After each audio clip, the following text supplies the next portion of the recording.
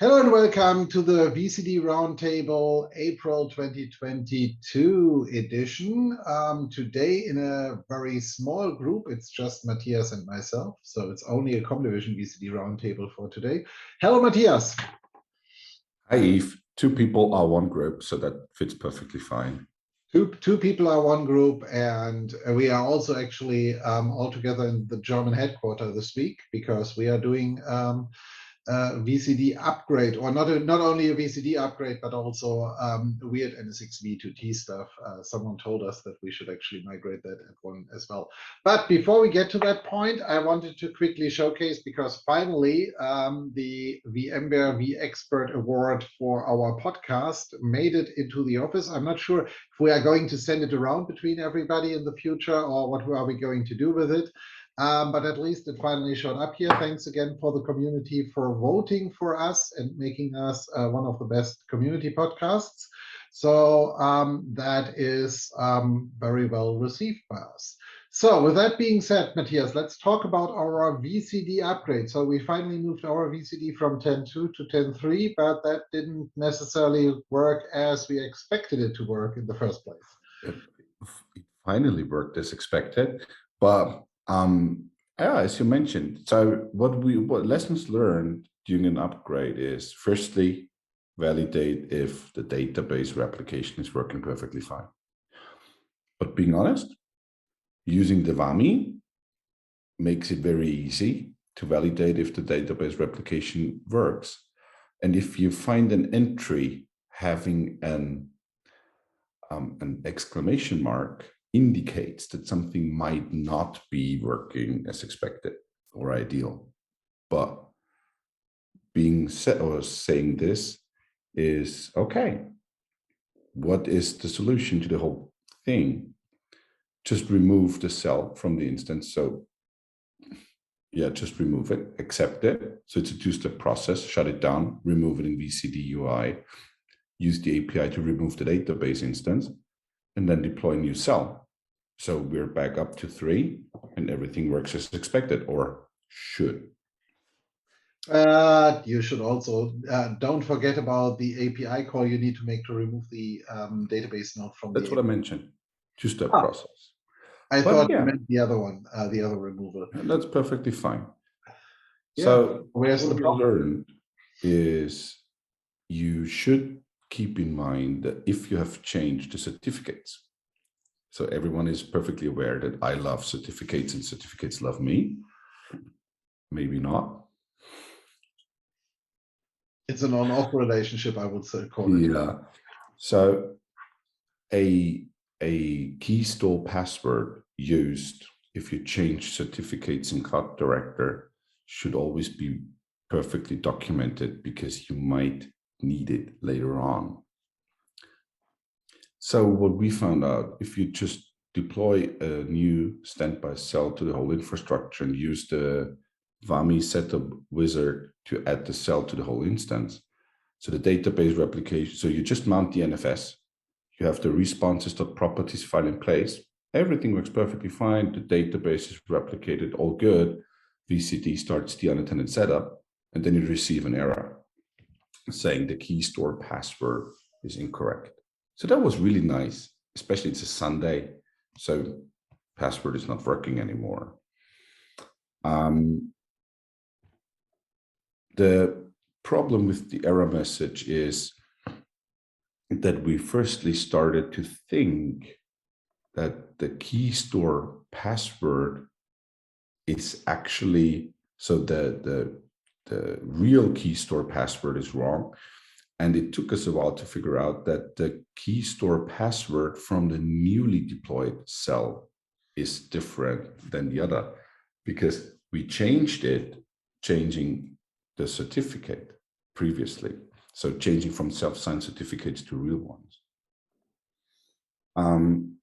So it took us a while to figure out, and we checked different log files until we saw that the local Keystore password of the new cell is different, because it does a mixture of the new root password used for the cell, because we use a different root password for each cell. So that was a bit of an odd combination.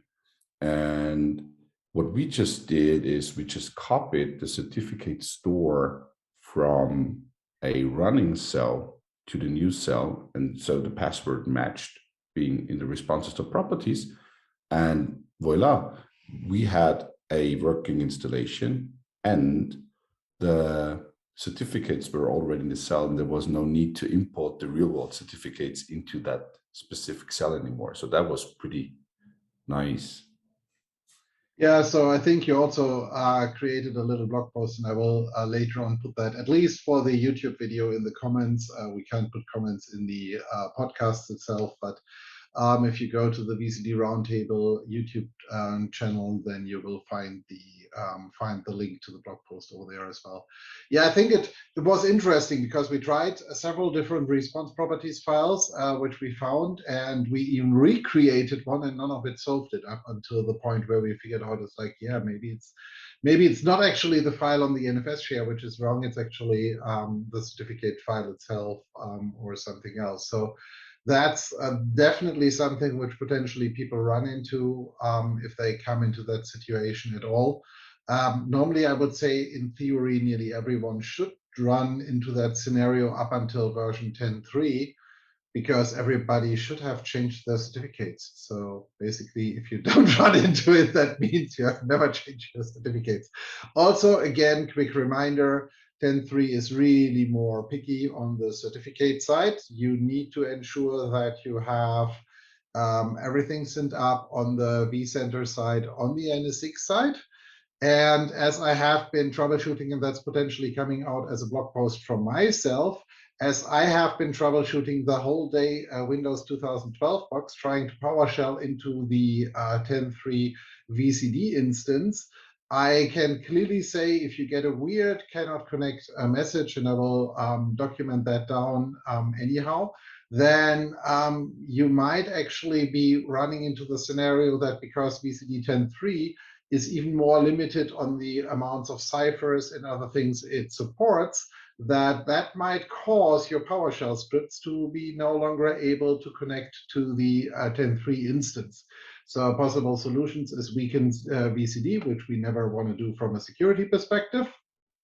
Alternative solution, trust me, I have gone through at least a dozen of Microsoft patches and everything else. I couldn't finally figure out how to solve it. The newer solution to it seems to be just to use a more current Windows OS, which has different behaviors there, and off you go from that perspective, or use macOS or whatever you like. So that's another learning out of upgrading to 10.3 2A at least.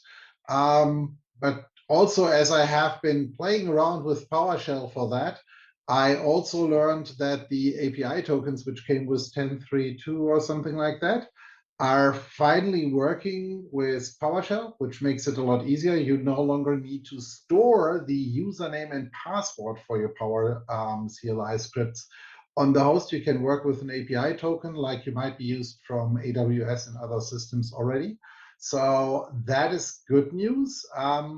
The only warning, if you wonder how you create the API tokens, because I found a lot of blog posts on it, and what most people do not tell you in the first place is you need to change your default rights bundles to include that specific user permission, because if you're just upgrading vCD from one version to another, that doesn't change the rights bundles and the roles. And there is a new permission in 10.3, which is on one hand just for your own user and for everybody within your organization, whether you can manage and view the API tokens. Once you have the permission that you can manage and update your own API tokens on the next login, you click on the username preferences, and you can create an API token over there. And that gives you the wonderful advantage that you can directly use that in either Postman or anything else as a Bira token to connect to the system, and that makes your life a lot easier. Plus, it's far more secure. And you can revoke it from the vCD perspective. So please don't use the same API token for all your applications. One token per application. Give it a proper name within vCD so that if at any point in time, any of your service users for example, from any of your PowerShell scripts needs to get changed because you have the risk that it got compromised, you can just revoke that one token and do no longer need to change all of them anymore. So I think that's a good step forward. If we finally get multi-factor authentication in the first place in vCD, that would help as well.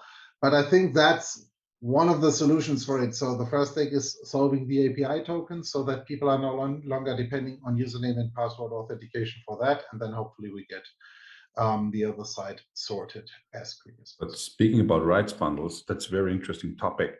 So a few weeks ago, we had an issue with an SP providing or using edge gateways and data center groups. So that's something the service provider configures for their customers. But even providing the organization admin role to the customer leads to the fact that you cannot create a new OVDC network connected to the edge gateway from a customer point of view, because you need to change the default rights bundle to include the data center groups, which enables the organization administrator to view the data center group and create networks within. So if you're stumbling across that one, like, oh, there is a data center group, I need it for distributed firewalling with NSX-t and security groups and the stuff, and it's not there from an organization admin, just check the rights bundle. It's in the lowest part of the list, just enable data center groups. I think it would be overall a good idea to cover that maybe in another either blog post or something else. It's potentially something we should ask Jörg about, if there is an easy way to validate what the new right bundles should look like in the new version, because they seem to be not. There seems to be no easy way. Maybe there is something where which you could just actually initiate from an API code perspective or something like that. If not, it's at least a good starting point whenever you see new features, which you should have in the new version, and they are not appearing. Check the rights and permissions and see if everything is actually aligned from that setup perspective, because that might be causing you some headaches from that perspective. But again, speaking about upgrades, now I can say upgrading to newest vCD version, especially going from 10.2 to 10.3.2, the performance of the whole UI, especially searching, improved massively. I never believed that it's possible, and doing the whole troubleshooting, we saw why. Maybe there are one or more additional database connections in the backend, maybe. But so that the whole new system, so 10.3.2, feels a lot more responsive compared to the previous versions, and that's a really nice improvement as well. That is especially when you look at larger environments. So that is something, as always, whereas in a lab environment, you typically don't care how long searches take, and you typically don't care about the filter functionalities and stuff like that. But in our case, where at least in one of our organizations, we easily might have a few thousand VMs and stuff like that in there, it's definitely helpful if search and everything like that is more responsive. And you also get rid of some of the UI bugs from the older times, where you can just actually now select something, and in the end, you really pick the correct object and not something below, beside, or somewhere else. Are you referring to the multi-select option? Yes, not only the multi-select, you could get weird scenarios in 10.2 as well. If you were browsing through pages and it did not fully load everything yet, and you select an entry and you run an option, and it actually affects an object which is no longer visible and stuff like that.